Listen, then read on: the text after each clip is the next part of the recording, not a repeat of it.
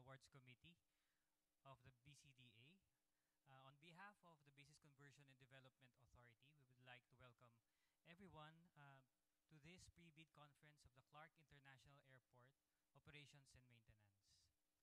To start our program, I would like to um, request our President and CEO, Mr. Vivencio Dizon, to give us the welcome remarks.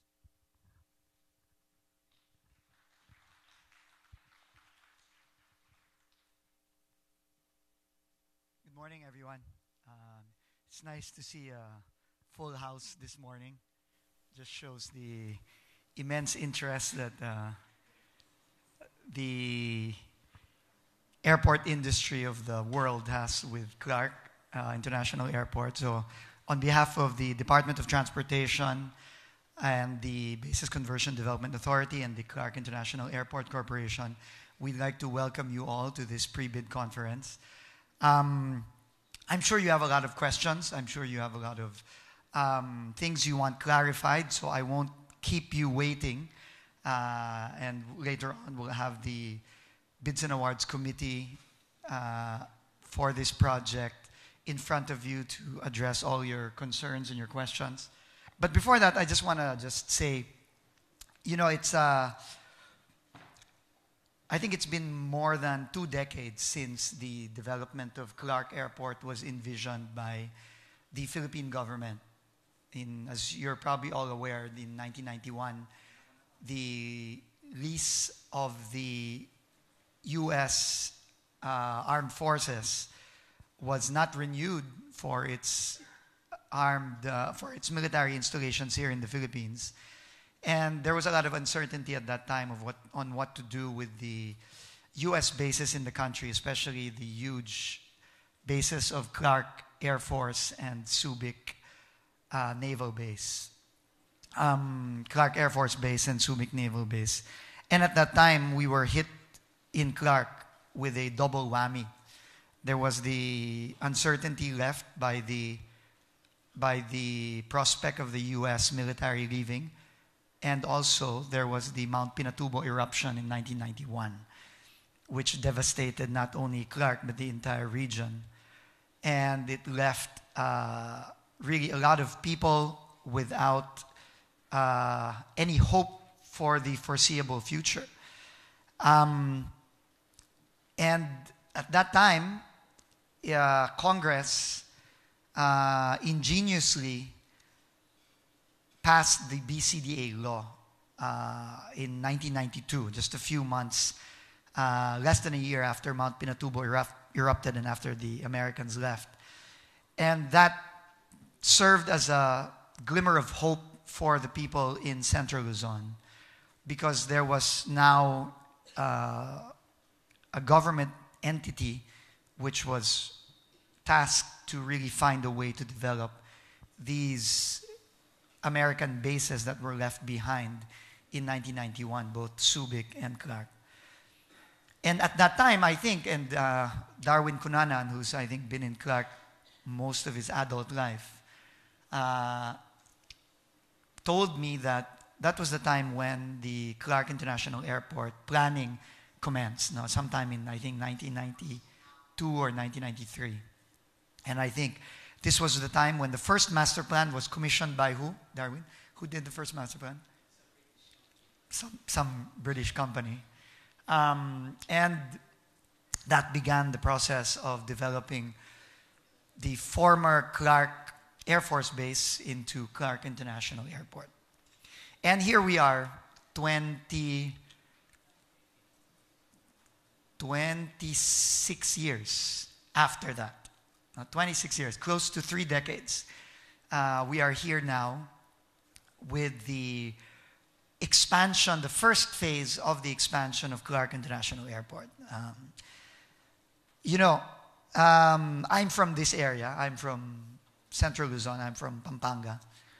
And when President Duterte was campaigning for president way back, not way back, just less than 2 years in 2016, we held a forum with the Pampanga Chamber of Commerce. And there was only one thing that they asked for. they didn't ask for promise of infrastructure investment. They didn't ask for any of that. All they asked for was one thing, and they asked for just a statement from then Mayor Duterte, presidential candidate Duterte, and his running mate, then Senator Alan Cayetano, just to say that the next government, if they were to be elected, would prioritize the development of Clark International Airport. And I think during the campaign, it was only then Mayor Duterte and Senator Cayetano who openly spoke of prioritizing the development of Clark International Airport as a secondary gateway for the Philippines, secondary international gateway for the Philippines. And now, a year and a half from his election as president, since his election as president, we are here tendering out the Clark International Airport operations and maintenance. And with the help of Megawide GMR, we are actually already in the process of building the new terminal as we speak. Construction commenced a few months ago, and we are well on our way to opening and operationalizing this new terminal by the first half of 2020. So I think there's a lot of history in this project. There's a lot of disappointments, a lot of waiting, and a lot of planning. But as our president has so eloquently put forth in the past year and a half, the time of talking and the time of planning is over. Now is the time of acting. And now this is one of the first few steps in acting to make this airport a reality in 2 years. So with that, I'd like to thank all of you again for participating, and I wish everyone the best of luck. And I'd also like to thank IFC World Bank, who's really worked so hard to make this happen in a timeline that I think none of us in government are quite used to, and I think even IFC was challenged to keep up with. But it's a timeline set by our president because, again, the time of acting and the time of planning is over. Now is the time of acting and of making this reality. So with that, thank you very much. Good morning, and again, good luck to you all. Thank you.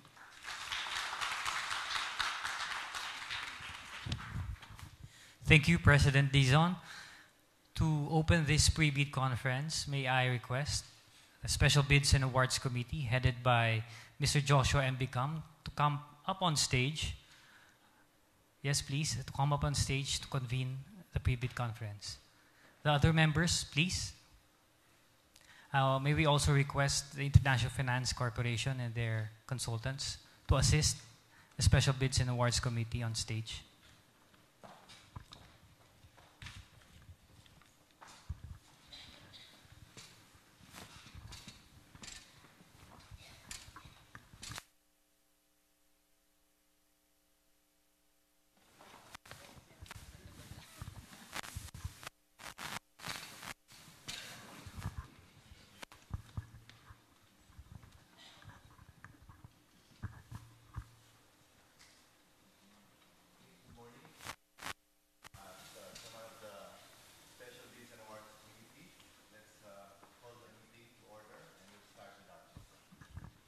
Thank you very much, Mr. Chairman.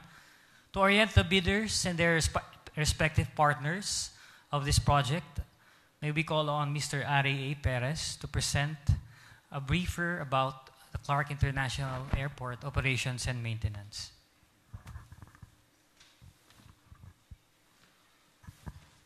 Thank you, Marian. So before that, I would like to recognize also the members of this Special Bids and Awards Committee, starting from the chairman, of course, Engineer Joshua Bingkang. Members from the BCDA team is Mr. Virgil Alvarez, Ms. Heda Rolona, Attorney Mitch Regala, From IFC also, our technical consultant, headed by Miss Lulu Baclagon. Apologize. I have to, and the rest of the team, of course, from IFC, from Gulapalo, from Mount MacDonald, and everyone from the group. All right, okay. So,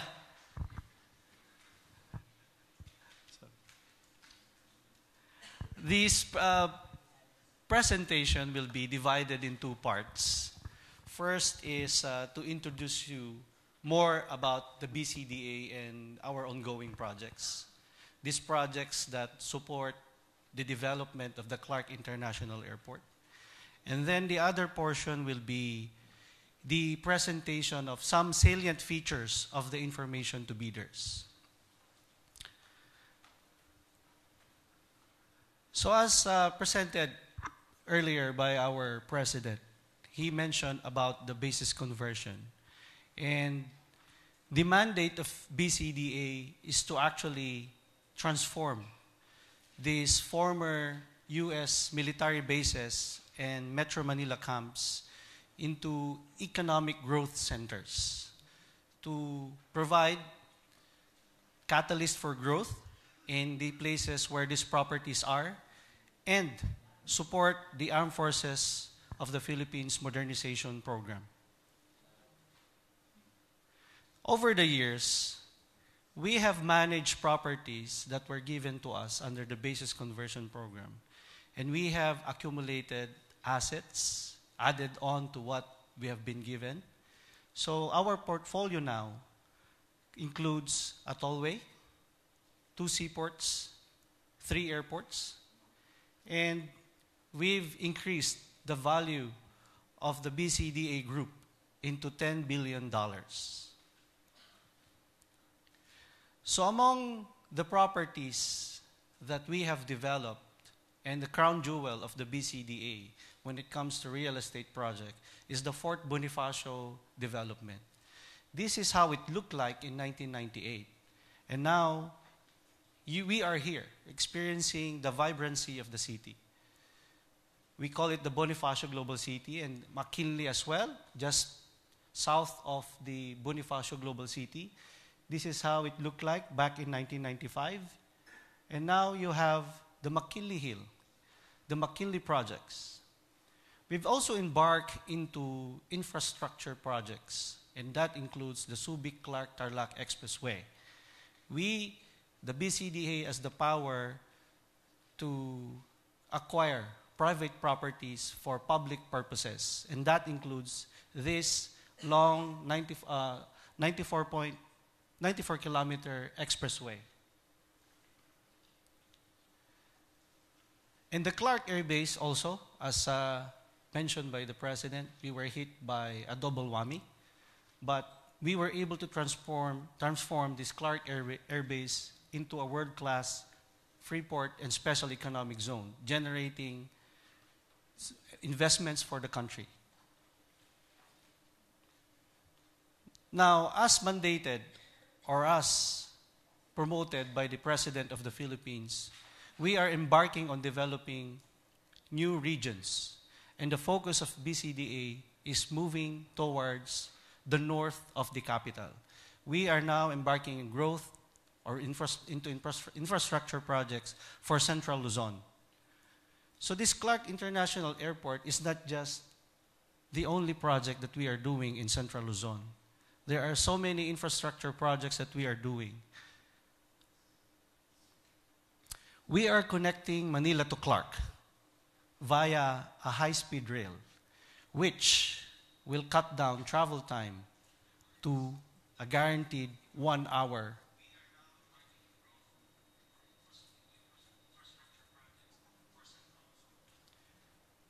And we intend to complete this infrastructure project by 2022, together with the Department of Transportation. We're also connecting Clark and Subic. Not only the presence of the expressway, but now there's a freight rail. The Subic-Clark Cargo Rail, which was approved by the NEDA board last month. And this is intended to be completed again by 2022. Start of bidding is projected by the last quarter of this year.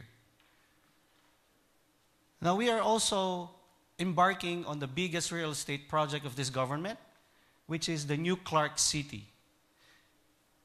The new Clark City is within the Clark Freeport and Special Economic Zone, inside the 32,000 hectare property just north of the subject of this bidding, a few kilometers of the Clark Airport. So the total area of the new Clark City is 9,450 hectares. And this is an impression of how the city will look like, the entire 9,450 hectares. And for first phase, which is from 2017 all the way to 2019, we have pioneer developments. We are connecting the new Clark City to the Subic-Clark-Tarlac Expressway, which is the Road 2, the NCC to SCTEX Highway. This has been awarded to a major contractor. Then the Road 1, which leads to the airport, is being bidded at this point. And there are two major real estate projects happening. The Philinvest, which will develop 288 hectares of mixed-use industrial land, and the construction or development of the Government Administrative Center, where this will also include the construction of two major sports facilities, the Athletic Stadium and the Aquatics. This will be the venue for the Southeast Asian Games on November 30, 2019. And our developer, a Malaysian company, has already started construction of these facilities. Now we are here asking you to bid for the development and the operations and maintenance of the airport because we want to link Clark further away in the region, but to the world. And this is made possible by the statement of the President in his State of the Nation address, when he said that Clark Airport can be utilized to shift some operations of our domestic and international airlines. This was back in July 2016. And here we are, 1.5 years after that, we are bidding the operations and maintenance of the airport. So the airport, in terms of size, is 4 times larger than the existing airport here in Metro Manila. It's 2,367 hectares. And for the information of the bidders, the existing facilities and aviation services are as follows. In terms of elevation, it's 484 feet high above mean sea level. There's an existing passenger terminal building with a capacity of 4.5 million passengers per year. A runway already existing with a width of 60 meters and a length of 3.2 kilometers. The radar has also a capability of 60 nautical miles coverage with a secondary of 220 nautical miles. There are also existing facilities for rescue and firefighting capability, aircraft refueling, line maintenance services, ground handling services, aircraft maintenance, repair, and overhaul services. Now, this Clark Airport is serving various destinations in the Philippines, and it has increased dramatically. If you look at the flights back in 2016, there were only 7 domestic flights weekly. Today, it's almost 50 times. It's 332 weekly domestic flights. For international flights, we are serving Doha, Dubai, Busan, Hong Kong, Incheon, Macau, Singapore, Osaka, with an aggregate of 158 weekly international flights. And soon, AirAsia will be flying from Clark to Taiwan starting on July 12, 3 times a week. There are also cargo flights served by UPS and FedEx to destinations in Guangzhou, Taipei, Shenzhen, and Cebu.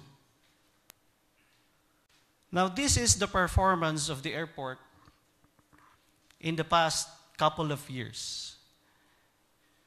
The passenger volume year on year, comparing 2016 to 2017, the growth has been almost 60%.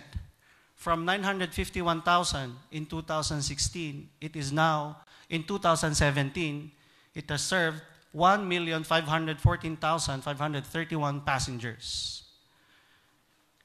And if we compare from January to April of 2017 and January to April of 2018, the growth is 73%.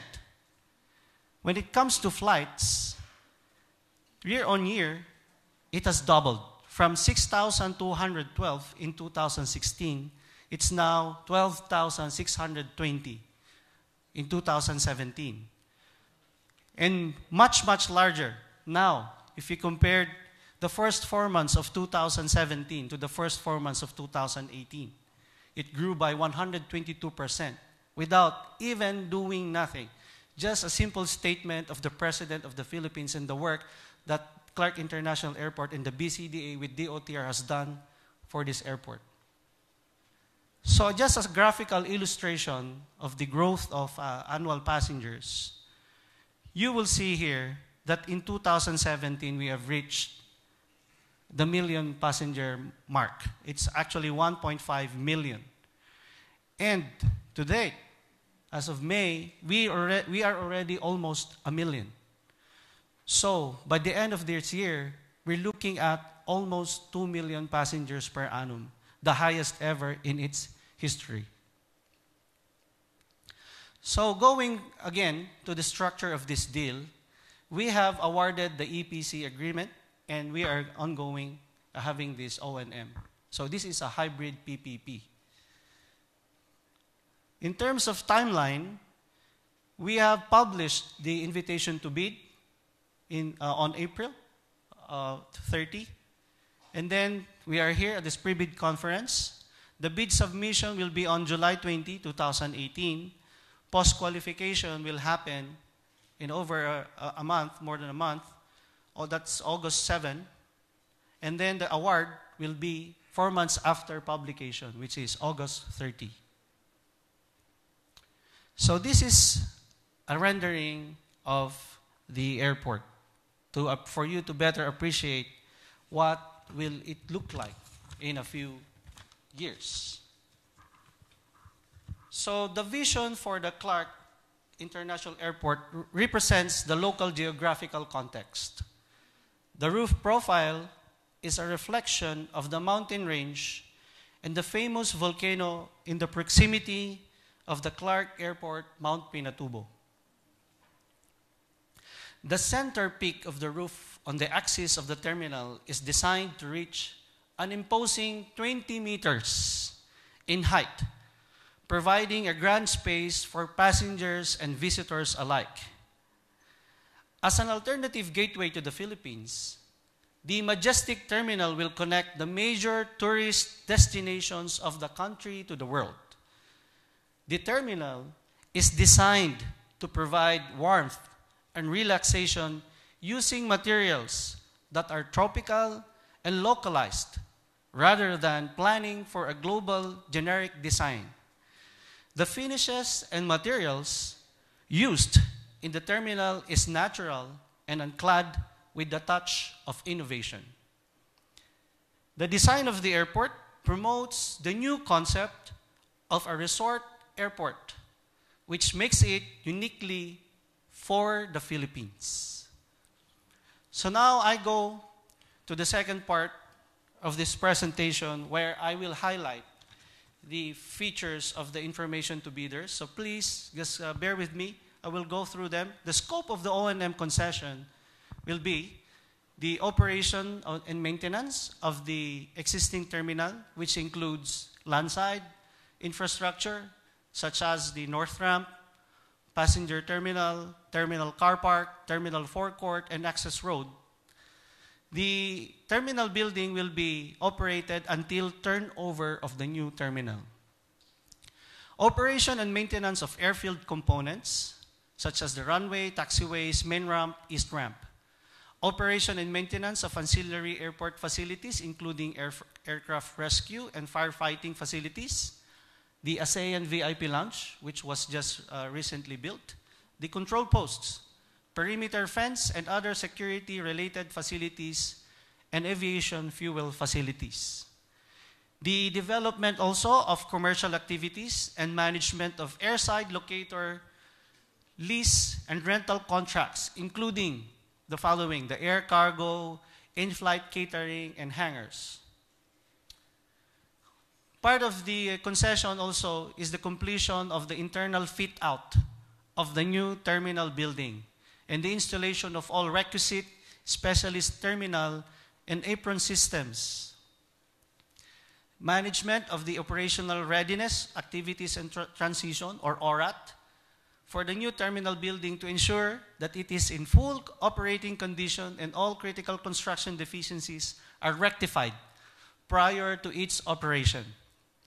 O&M of the new terminal building, including landside infrastructure. And of course, funding must come from the developer, from the operator. This bid process follows the BOT law, including its revised implementing rules and regulations. This bid will be conducted in a one-stage process with separate qualification, technical, and financial envelopes.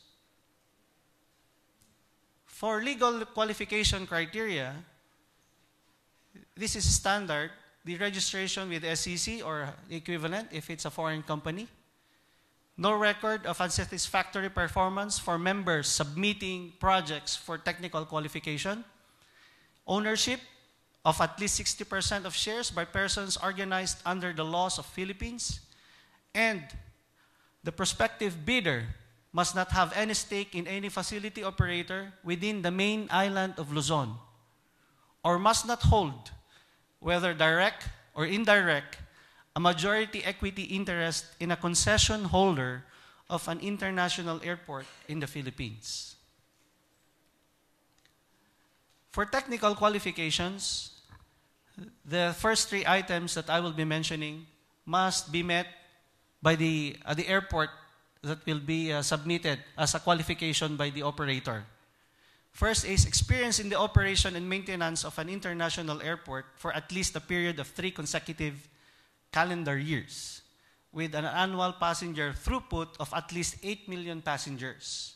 The airport O&M experience should include passenger landside facilities, all parts of a passenger terminal that can handle a mixture of domestic and international traffic, an aircraft apron with at least 10 contact stands. Second, the minimum recorded ASQ or overall satisfaction score shall be 3.5 or 3.5 for each quarter of the most recent calendar year of operations.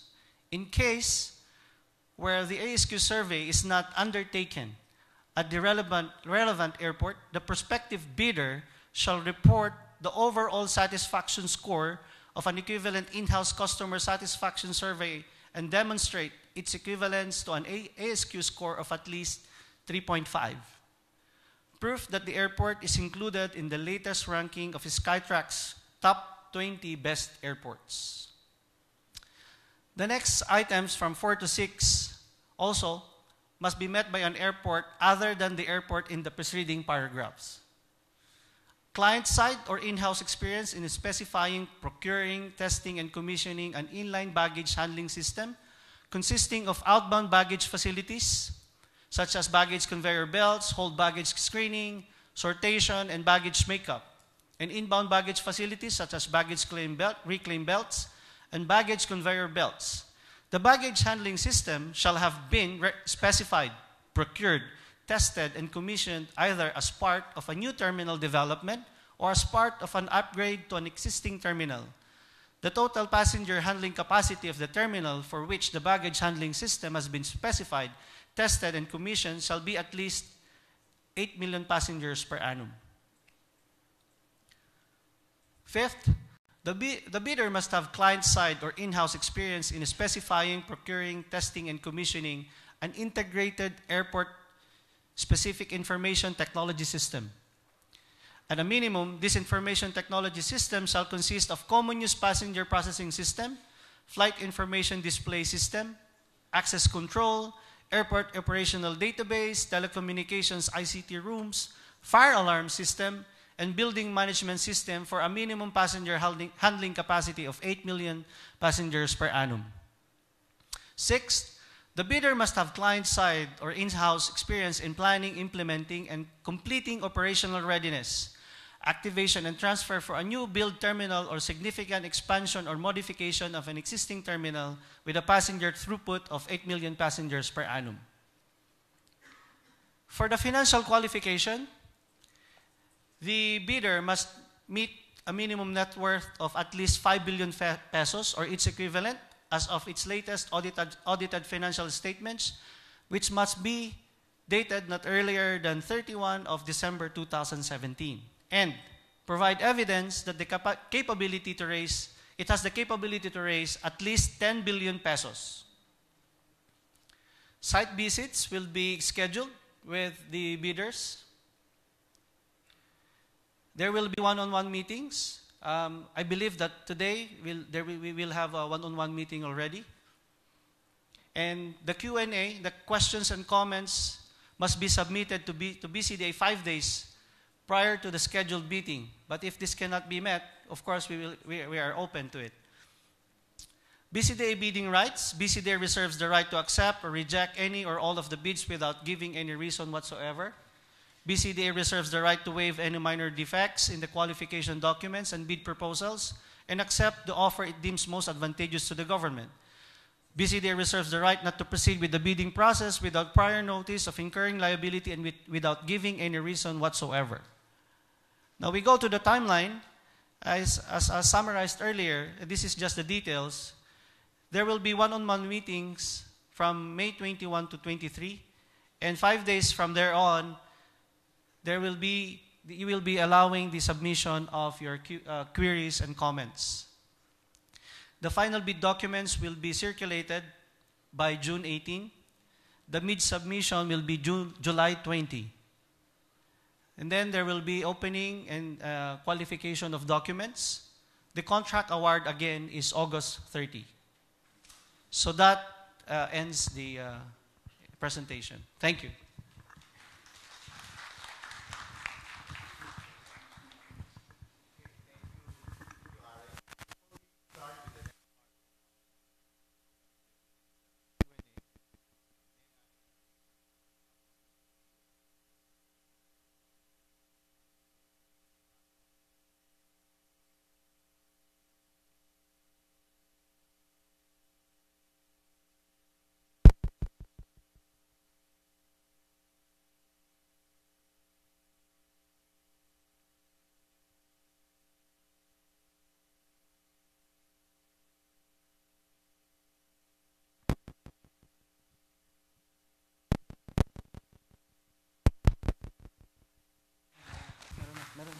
Our partner from the PPP Center, led by their Executive Director, Sir E.D. Pecson. Good morning, sir. Thank you. And their colleagues as well. And to make sure that our process is transparent and in order according to government procurement laws and disposition guidelines, we also have our colleagues from the Commission on Audit. I think they are somewhere up there. So thank you, ma'am, for joining us, as well as our internal auditor. And also our partner from the OGCC, the Office of the Government Corporate Counsel, as well as SIAC, they are here, and CAAP and other government partners. So thank you very much for attending today's activity. Moving on, we will now open the floor for questions from prospective bidders. But before we do that, let me briefly explain the House rules for this Q&A portion of the conference. So this pre-bid conference is a major activity of the tender process for this project. And its objective is to clarify a number of provisions that you may have read in the information memorandum that we have made public. However, may we ask everybody to observe this number of rules. First is, bidders who have purchased the bidding documents shall be given priority in raising questions during the open forum. Number 2, the bidder's representative shall state his name and the company he represents before raising the question. And lastly, no provision, term, or condition in the bidding documents shall be modified by statements made at the pre-bid conference unless such statements are confirmed in writing and contained in a bid bulletin issued by the BCDA Special Bids and Awards Committee. We have microphones on 2 of the aisles, so we are now open for questions. First from the bidders.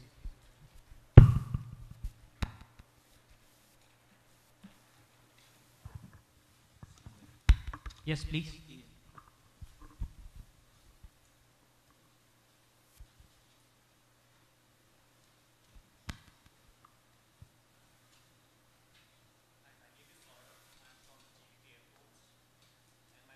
With regards to the technical qualification criteria 3, wherein it is specified that top 20 Skytrax airports will be qualified to bid.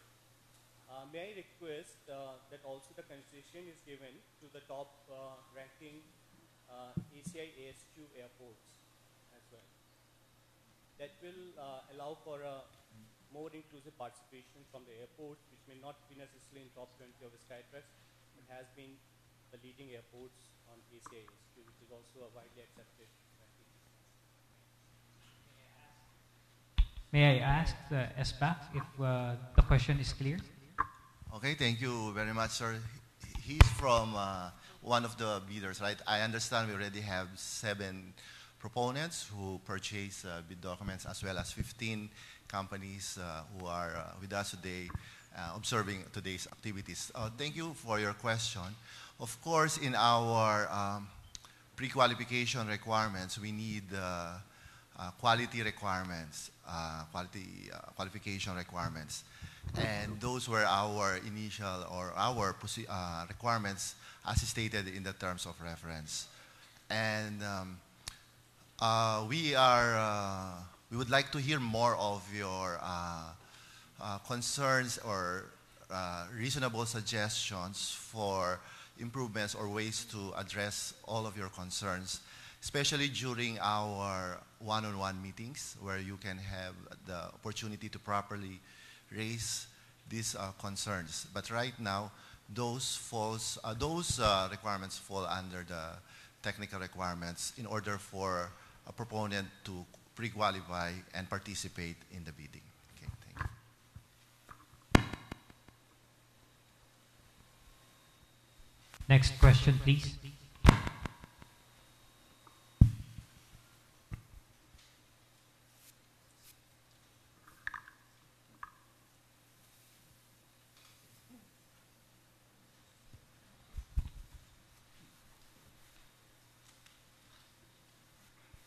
Good morning, everyone. My name is Axel of Avialliance in Germany. We are behind a number of airports, especially in Europe, the PPP partner to this. Also, my question is to you, number 3, pre-qualification criteria, Skytrax Top 20. I heard in your presentation now the criteria number 4 to 6. Do I read the criteria number 4 to 6 that they could be replacing the criteria 1 to 3? So if I'm qualifying to criteria number 4 to 6, would that be good to qualify? Can you flash on the screen those requirements pertaining to his question, please? Is this what you're referring, sir? Yes, if you just go to criteria number 4, for example, if I'm now reading towards the left, how shall I interpret this? These requirements may be met by an airport other than the airport and so on. So if I'm qualifying to number 4, to number 5, or to number 6, would I qualify as the operator? And can I see number 5 as well? Okay. And number 6?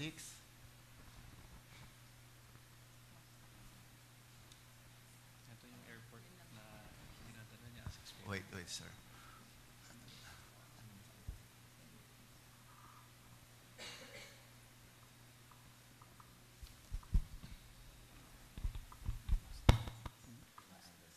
These are most requirements. The airport experience.